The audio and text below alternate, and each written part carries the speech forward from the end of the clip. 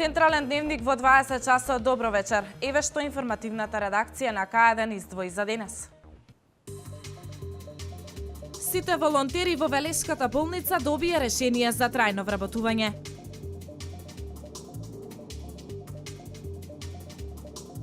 Земјоделците генерално се задоволни од мерките што ги превзема државата за поддршка на земјоделството. Вчера вечер во Кавадарци беше отворена изложба на фотографии од авторката Јана Луловска.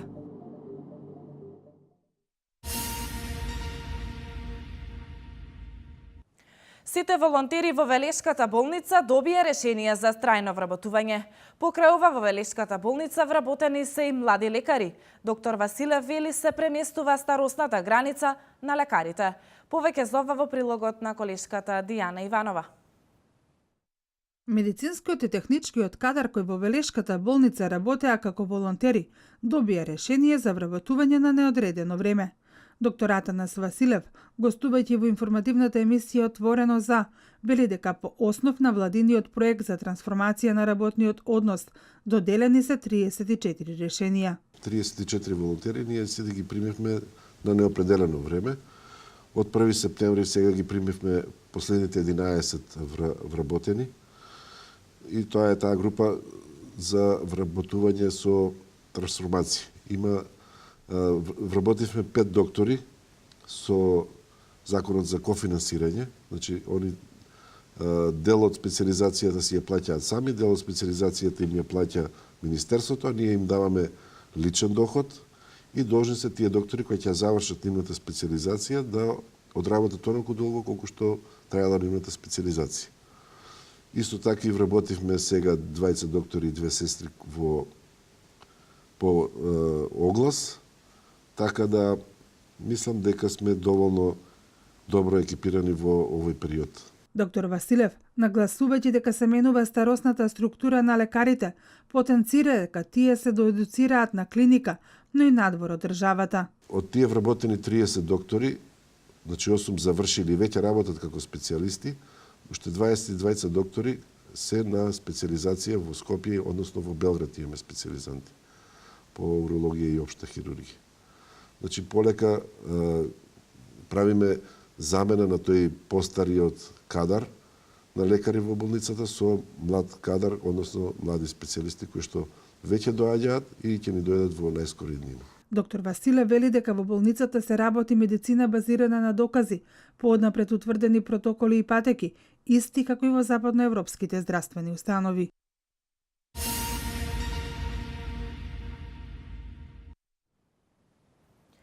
Земјоделците генерално се задоволни од мерките што ги превзема државата за поддршка на земјоделството. Тие велат дека ваквиот начин на работа и субвенциите значително им помагаат нивниот труд економски да биде поисплатлив. Земјоделците задоволни од мерките за поддршка на земјоделството велат дека ваквиот начин на работа и субвенциите значително им помагаат нивниот труд економски да биде поисплатлив. Државата сите мерки што ги презема се во насока, во позитивна насока на нас, на производителите. Така да малку треба желба кај луѓето и да се оддаде на производство, да произведе добар производ и да екзистира. И тоа добро да екзистира, не богато, али добро да екзистира, затоа што земјоделец да бидеше благородна работа. Почнувајќи од 2006 година па наваму, во земјоделството во Република Македонија се инвестира многу. Од напредна технологија преку модерно производство, па се до инвестирање во едукација на земјоделците. Ова се само дел од чекорите кои придонесоа земјоделието да биде една од водечките гранки во развојот на локалната економија. Младите земјоделци со повластени моќности. Како млад земјоделец ги искористив мерките кои ги нуди владата преку ИПАРТ програмата. Со користење на државно земјиште и трактор кој го добив како млад земјоделец, почнав со свој бизнис да работам земјоделие и секој што сака да се бави со земјоделие, нека почне затоа што има профит. Јас сум задоволен. Последните 10 години во земјоделскиот сектор се вложени од 700 до 800 милиони евра. Преку разни програми македонското земјоделство се развиваше и со европски пари. За разлика од порано, неспоредливо е. Минатата година ни дадоа субвенции да купиме трактор. Ни дадоа, ти кажувам, прачки ни купија, ни даваат за одржавање. Имав поднесено по ИПР програмата за капка по капка и алтомизер за прскање на лозето. Капката е во тек, ја користиме, со тоа се подобрува наводнувањето, загубата е помала, а родот е поголем. Да работат, да вложат у земјоделието, да работат преку руралната програма, добив трактор 50-50, им препорачувам на сите земјоделци кои сакаат да се бават, да аплицираат за да добијат и они. Во буџетот за наредната година во ставката за развој на оваа гранка предвидени се 160 милиони евра, директни плаќања, субвенции и програми.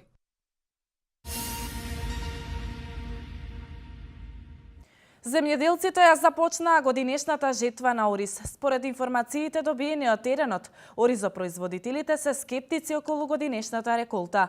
Не се многу задоволни од квалитетот на зрното, од приносот, но уште понезадоволни се околу вреднувањето на оризот. Започна жетвата на оризот, а очекувањата на земјоделците годинава се намалија. Тие сметаат дека оваа година родот ќе биде помал од лани, но за квалитетот велат дека е се уште рано да се знае каков ќе биде. Производителите на ориз сезонава на СЕА речиси 4800 хектари, односно 50 хектари повеќе од минатата година. Очекувањата се годинава родот на оризовата арпа да биде 25.000 тони, односно 2.000 помалку од минатата година.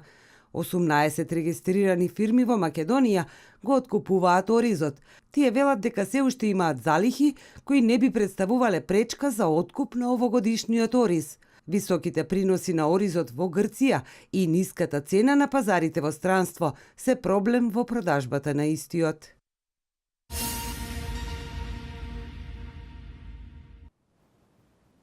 Промоцијата на едицијата Црните страници на УДБА, кои вчера беа промовирани во Велес, се тема на разговор во информативната емисија Отворено за. Историчарката Дора Јурукова вели, овие 202 објавени досија отвараат нова димензија на македонската историја. Промоцијата на овие дела покажува дел од сопствената историја која долго време била недостапна дури и за историчарите, кои што го проучувале временскиот период од 1945 до 2000 година. Да им оставиме нешто на нашите идни поколенија, да знаат што навистина се случувало.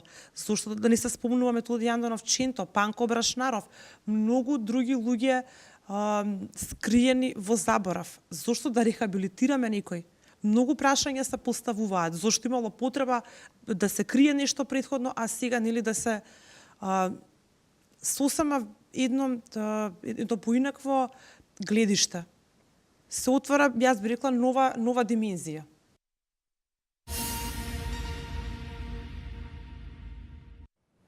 Во галеријата на Домот на културата Иван Мазов Климе вчера вечер беше отворена изложба на фотографии од авторката Јана Луловска, насловена Корелација. Изложбата се состои од 16 фотографии, направени во новообичаена техника гумитапија. Вчера вечер во галеријата на Домот на културата Иван Мазов Климе беше отворена изложба на фотографии од авторката Јана Луловска, насловена Корелација. Изложбата се состои од 16 фотографии направени во необична техника гумитипија. Станува збор за една од најстарите фотографски техники, експериментална и аналогна техника. Процесот е многу бавен, а се е рачна изработка. Се работи за хартија што не е фотографска, односно не е фотосензитивна. Во овој случај јас користам арш хартија, акварелна, се нанесува емулзија, која што е првенствено заштита на самата хартија. Таа емулзија се суши, потоа се нанесува друга емулзија која што е фотосензитивна, тоест е осетлива на светлина. Сето тоа се работи нели во апсолутна темница и може пригушена светлина, затоа што материјалот е сензитивен, нели? Се суши емулзијата, од кога ќе се исуши, се експонира филмот и потоа се развива во чиста вода. Но од кога ќе се развие фотографијата се суши и потоа се повторува истиот процес повторно од почеток. Луловска нагласи дека сето тоа се работи во апсолутна темница со можна пригушена светлина. Таа информираше дека процесот е долг, едно развивање е 30 на минути. Самиот финален продукт не наликува на фотографија, на класична фотографија, наликува повеќе на акварел. Затоа што се работи со пигмент. Самиот хемиски процес, значи се користат хемикалии кои што прават хемиска реакција и се зацртува нели сликата, но се користи и пигмент, боја, за да се добијат различни бои. Како што во случајот користам црвена и сина. Изложбата организирана од Културниот дом и со поддршка на Министерството за култура и Младинскиот културен центар од Скопје е во рамки на манифестацијата Кавадаречка културна есен. Јана Луловска е родена во 1986 година во Скопје. Завршила уметничка и приложна фотографија на Националната академија за театарска и филмска уметност Крсто Сарафов во Софија, Бугарија.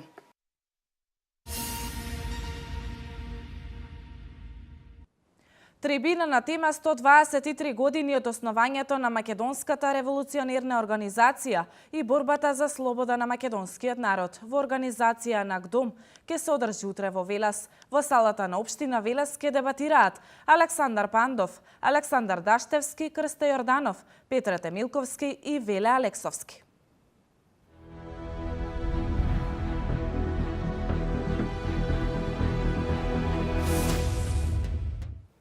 И од Лозова, и од Свети Николе, и од Штип, и од Велес, и од целата Македонија праќаме една силна порака за унитарноста на Македонија, за самостојноста и независноста на Македонија. И во Македонија одлучуваат македонските граѓани. Тие се врвниот арбитер на сето она што се случува во Македонија, изјави во Лозова Владко Ѓорчев, член на извршен комитет на ВМРО ДПМН.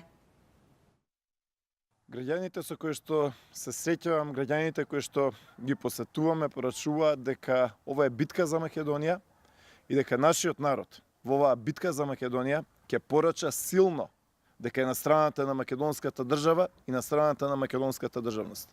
Овој народ ќе порача дека за Македонија клучните работи се одлучуваат тука во Македонија. И дека овој народ сака да излезе да гласа, дека никој не може да го спречи да излезе да гласа и никој не може да му каже како треба да гласа. Граѓаните чувствуваат, граѓаните знаат кој е оној кој што се бори за нив, кој е оној кој што решава проблеми, а кој е оној кој што руши и кој е оној кој што создава проблеми. Значи во оваа битка за Македонија, граѓаните на Република Македонија ќе излезат заедно да си одбранат државноста, независноста и правото на одлучување за состојбите во оваа држава.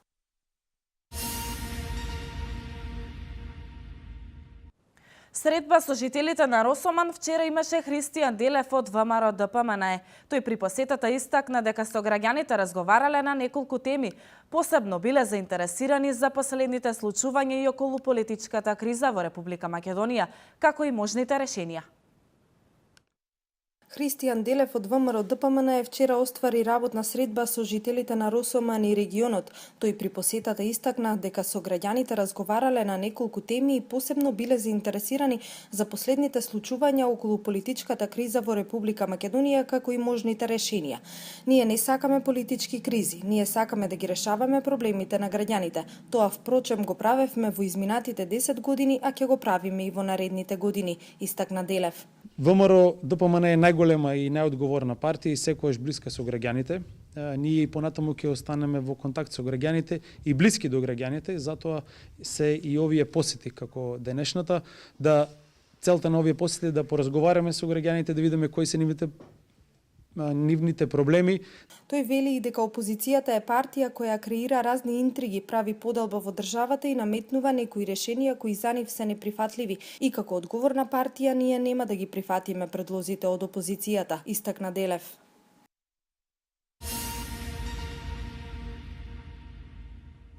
Поевтини трошоци за производство, зелена нафта, квалитетни и поевтини препарати и заштитни средства. Ова денеска им го ветуваше на земјоделците Љупчо Николовски, член на извршниот одбор на СДСМ.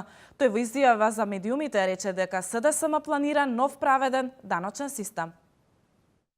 Она што ние го произведуваме е нов и праведен даночен систем во Македонија, кој што ќе значи дека оние кои што имаат помалку ќе плаќаат помалку, тие што ќе имаат повеќе ќе плаќаат и повеќе.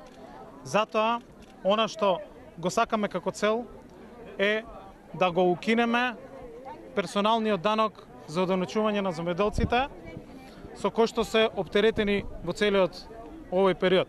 Тоа ќе значи дека ќе им ги скратиме административните процедури, дека повеќе пари ќе останат кај земјоделците, дека ќе може да инвестираат повеќе, дека земјоделското производство ќе може да го зголемат и дека ќе бидат поконкурентни. Тоа значи дека нема УЈП да им виси на вратот за она што се случува и што го гледаме во моментот. На земјоделците мора да обезбедиме поевтини производни трошоци за нивното производство, мора да обезбедиме зелена нафта, мора да обезбедиме квалитетни и поевтини препарати, заштитни средства, вештачки ѓубрива и да ги намалиме производните трошоци на земјоделецот. Токму оваа мерка, токму оваа наша цел за која што зборуваме, укинувањето на паушалното оданочување на земјоделците оди во прилог повеќе пари да останат кај земјоделците, кај граѓаните. Враќањето на парите назад во државата, враќањето на украдените пари во Македонија и враќањето на парите назад кон секој човек, кон секој граѓанин во Македонија за животот тука во Македонија е клучната и крајната наша цел во планот за живот во Македонија.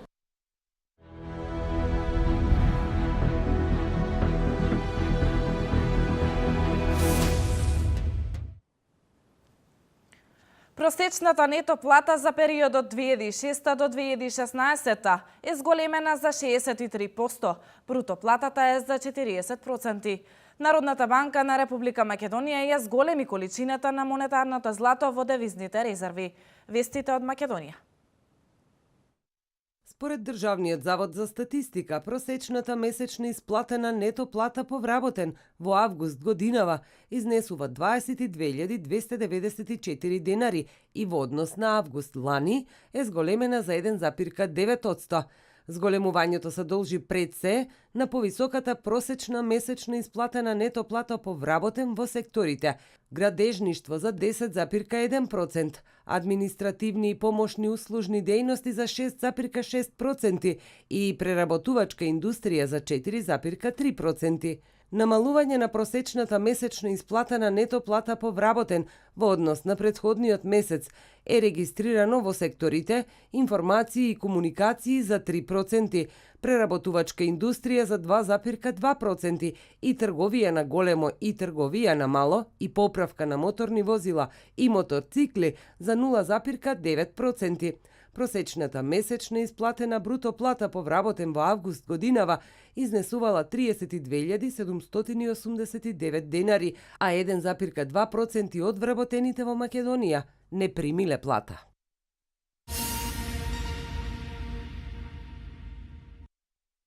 Зголемена е количината на монетарното злато во девизните резерви на Република Македонија преку постапка на претопување пригодни ковани пари и дефинитивно одземени златни предмети во монетарно злато од страна на Народната банка. На тој начин Народна банка се стекна со 6 нови прачки на монетарно злато со пазарна вредност од околу 2,6 милиони евра. Истото во целост ги задоволува стандардите за квалитет на пазарот на благородни метали во Лондон.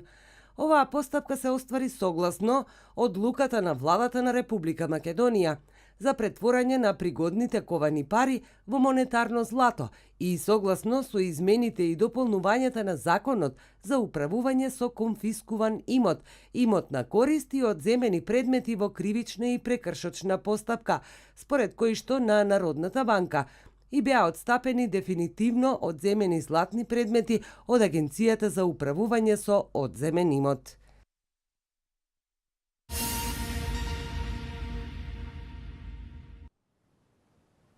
Најмалку 55 лица загинаа, 575 се повредени во вчерашната несреќа на патнички воз во Камерун. Според официјални извори, регистрирани се 46 жртви при масовниот напад на групата Исламска држава против ирачкиот град Киркук. Ова се вестите од светот.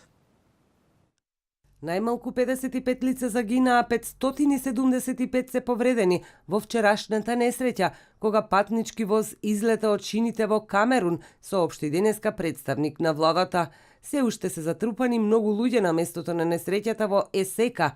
Како што пренесе ДПА, најмалку 15 вагони излегле од шините и се превртеле. Возот со 18 вагони кој патувал од Јаунде за Дуала бил преоптоварен со стотици дополнителни патници, тврдат очевидци.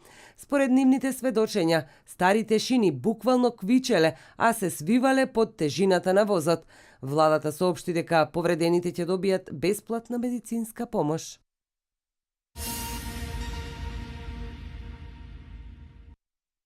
Најмалку 46 лица загинале, а 133 се повредени во масовниот напад на Исламска држава против цели во и околу ирачкиот град Киркук. Бригадниот генерал Хатаб Омер изјавил денеска дека сите напаѓачи биле убиени или се саморазнеле. Во областа околу седиштето на локалната самоуправа, каде што беа најжестоките борби, е мирно утринава. Не е јасно колку борци учествувале во офанзивата, која најверојатно имала за цел да го одвлече вниманието од контролираниот од Исламска држава град Мосул, каде што ирачките сили спроведуваат голема офанзива. Екстремистите убиле 13 работници, вклучително и 4 иранци во централа на северот Киркук. Репортер на локалната телевизија бил застрелан вчера со снајпер во градот.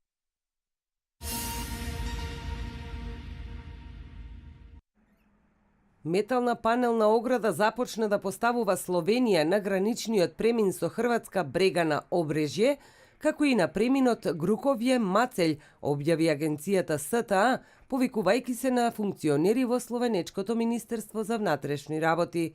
Според државниот секретар во Словенечкото Министерство Андреј Шпенга, граничниот премин ќе биде затворен ако избие нов мигрантски бран, додавајќи дека Словенија ќе стори се за миграцијата да не ја загрози безбедноста на словенечките државјани. Според Шпенга, поставувањето панелни огради на два големи гранични премини со Хрватска е во рамки на планираното поставување привремени технички пречки.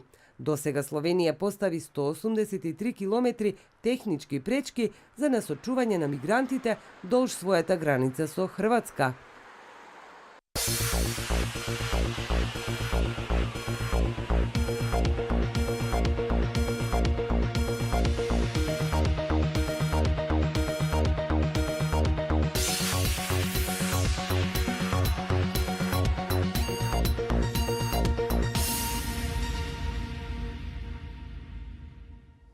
Времето денеска е претежно облачно со повремен локален дожд и температури во интервал од 13 до 20 степени, а од утре до среда следува период на стабилно суво и потопло време. Да ги погледнеме деталите.